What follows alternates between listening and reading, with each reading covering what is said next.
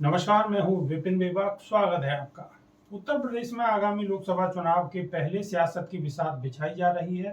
हर राजनीतिक दल अपने हिसाब से दावे और वादे कर रहा है। इन दावों और वादों में जातियां और धर्मों के समीकरण भी साधे जा रहे हैं।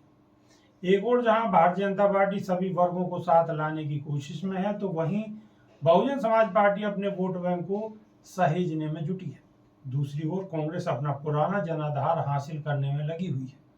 वहीं समाजवादी पार्टी नए समीकरण बनाने में लगी हुई है और करीब 6 महीने पहले पार्टी के राष्ट्रीय अध्यक्ष और यूपी के पूर्व सीएम अखिलेश यादव ने पीडीए का फार्मूला पेश किया। तब उन्होंने इसका फुल फॉर्म पिछड़ा, दलित और अल्पसंख्यक बताया था। अब उन्होंने इसकी परिभाषा भी बदल दी है। अखिलेश की नई परिभाषा से एक और जहां सफाइयों में यह संदेश गया है कि पार्टी अब नए समीकरण बनाने में लग गई है और उसी धारा में काम करना होगा, तो वहीं अन्य दलों के समीकरण बिगड़ते दिख रहे हैं। अखिलेश यादव ने सोमवार को पीडीए यात्रा शुरू होने से पहले एक प्रेस वार्ता की और उसमें पीडीए में ए फॉर अगड़ा बताया, यानी अब सपा सिर्फ पिछड़े, दलित और अल्पसंख्यक ही नहीं बल्कि अगड़ों को भी अपने समीकरण में शामिल करने की कोशिश में लग गई है।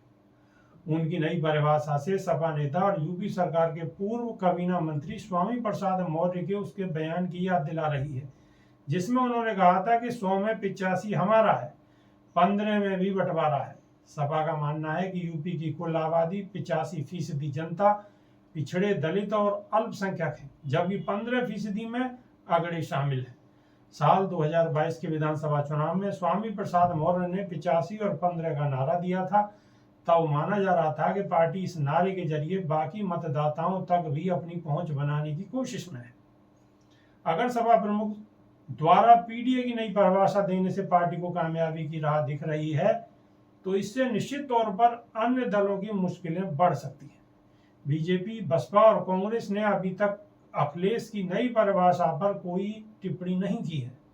जानकारों की माने तो साल 2007 में बसपा की सरकार बनाने में अगड़ों की बड़ी भूमिका थी। बीजेपी के भी वोट बैंक का बड़ा जनाधार अगड़े हैं। ऐसे में अखिलेश यादव के पीडीए पर नए फैसले से मुख्य तौर पर बीजेपी और बसपा की मुश्किल बढ़ सकती है। अभी के लिए सिर्फ इतना ही। नमस्कार।